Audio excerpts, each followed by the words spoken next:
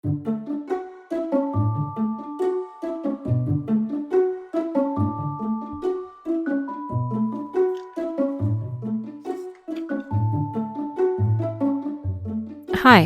and welcome to another episode of Silver Goose Farm Stories.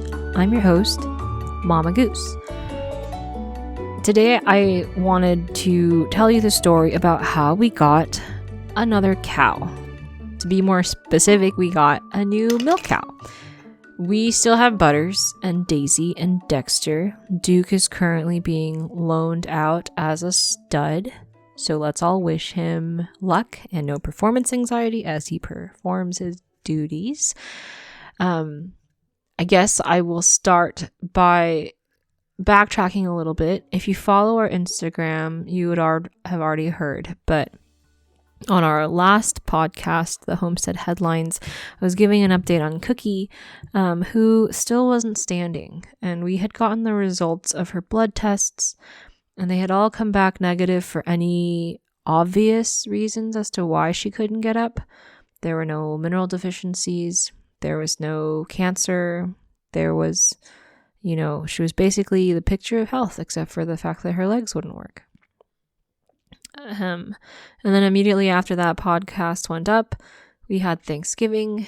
And then the next day, we discovered that at some point in the early morning or night, Cookie had died. It was completely unexpected. We still don't know why. We didn't know why she was initially sick, and we definitely didn't know why or how she had died.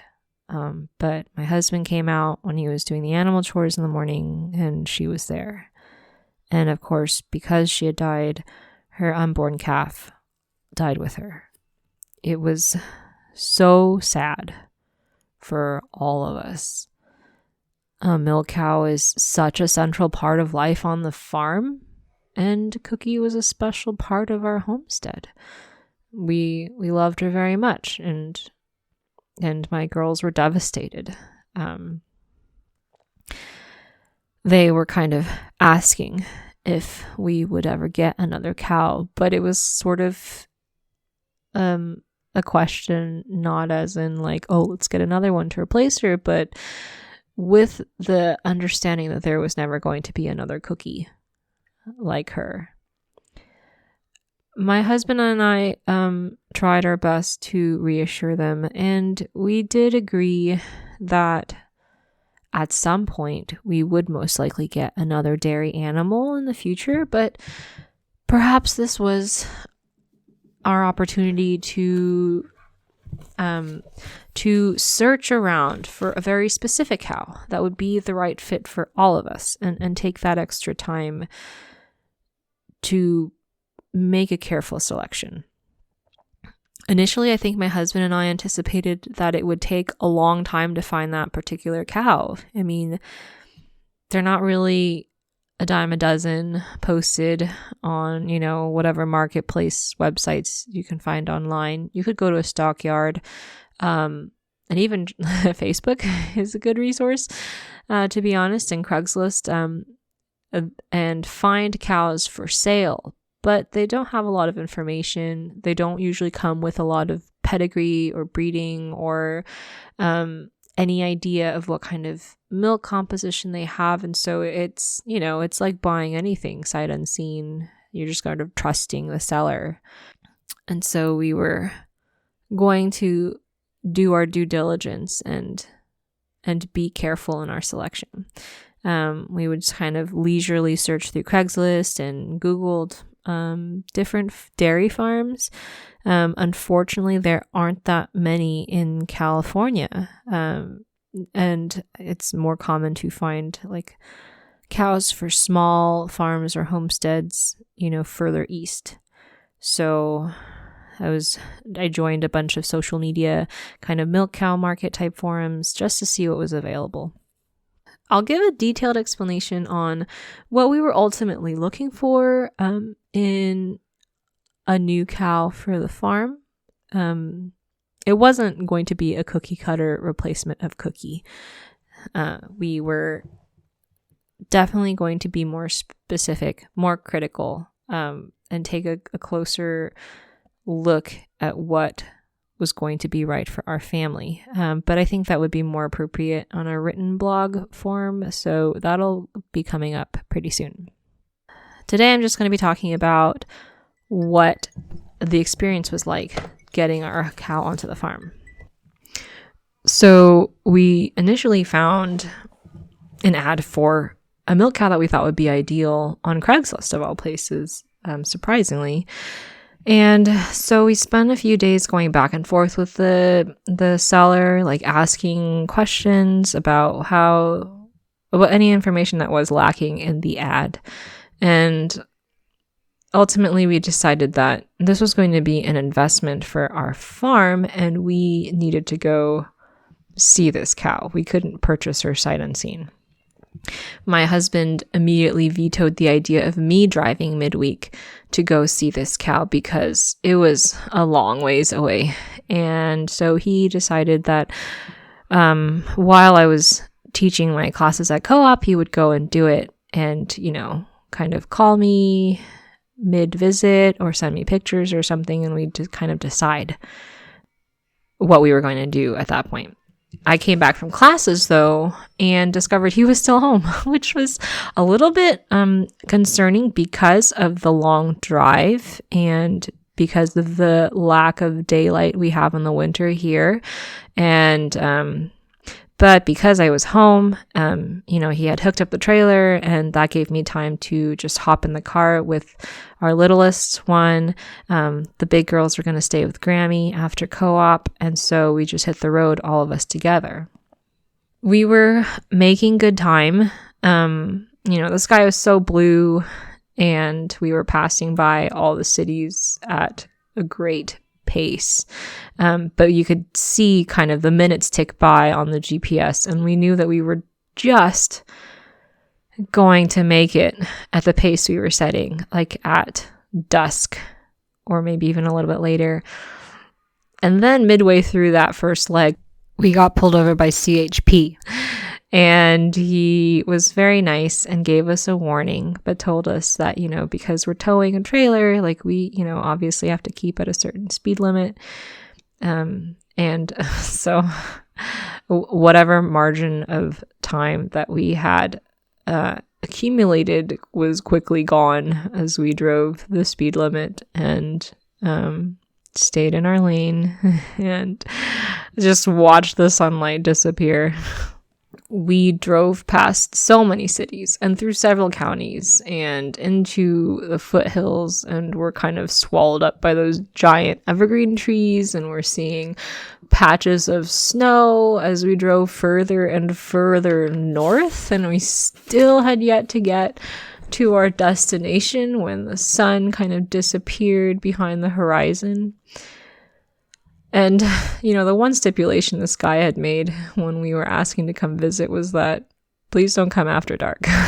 And we failed in that too, so I apologize. But we finally pulled up next to this fenced pasture and met a very lovely gentleman who introduced us to his cow and her extended family that was in the pasture with her. In the pitch dark, my husband and this gentleman coaxed this cow into a corral by the light of their cell phones, and it gave us an opportunity to, feel her body conformation and check her udder and her teats and like the straightness of her legs and, just her eyes and nose, and really like make sure that she was in good health and was like the size that was going to be appropriate for our farm, and whether or not she was a purchase we wanted to make. I'll admit that the cost was hard for us to swallow. Like, we made a list of pros and cons of whether or not we were going to go through with this purchase before we, went on this road trip. And the two things that were on the list in the con section was the price and the drive. But after spending some time talking with this gentleman about what his goals were about building up the genetics in his herd, what his philosophies about pasture-raised animals and just like livestock in general were, and like the qualities of milk and the breeding of cows. Like, it was very obvious that he cared about his animals and wanted the best for them. He was very careful about how he raised them and bred them. And we kind of resonated with the goals he had for his herd, because we wanted something similar for our little homestead.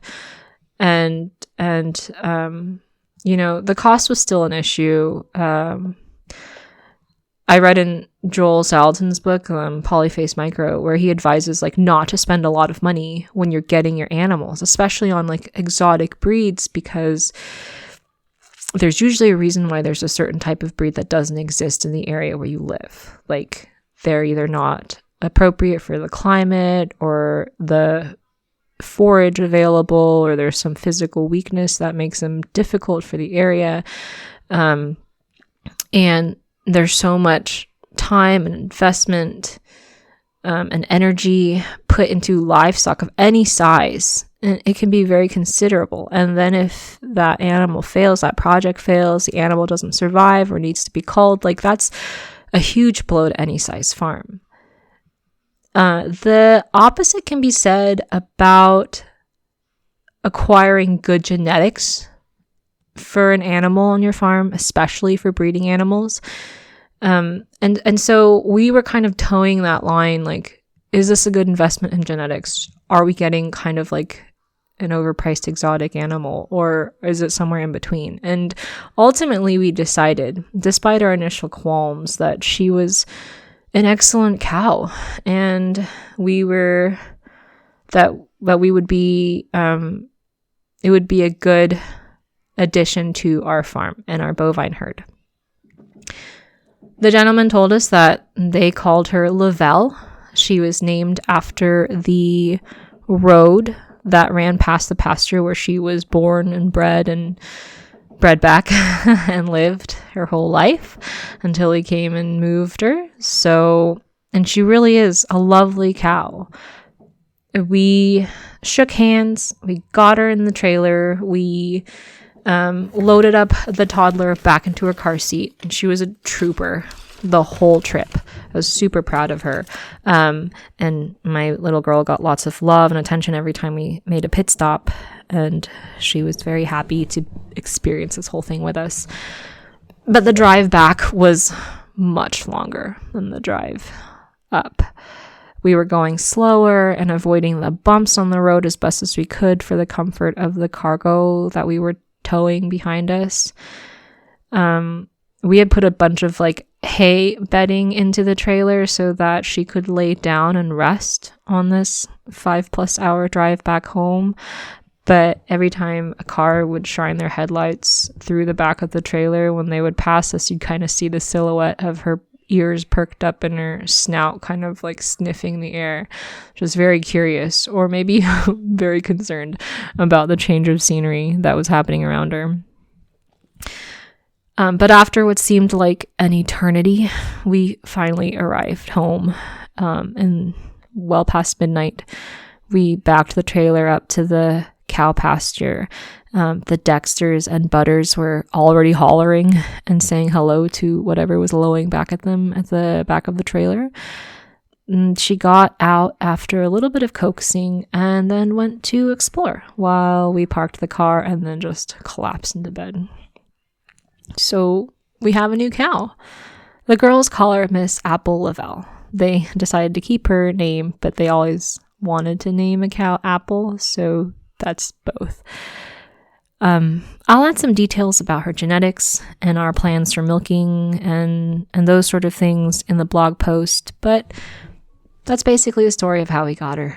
It happened a lot faster than we had anticipated, and that kind of is the case with any sort of new addition to the farm. It just happens when it happens, and at a surprisingly different pace than one would anticipate. But I'm glad she's here. I hope to have lots of interesting things to share with you about our lovely cow, Lovelle. Thanks for taking the time to listen to us today. And you can always learn more about our farm at silvergoosefamilyfarm.com or send us any questions or comments.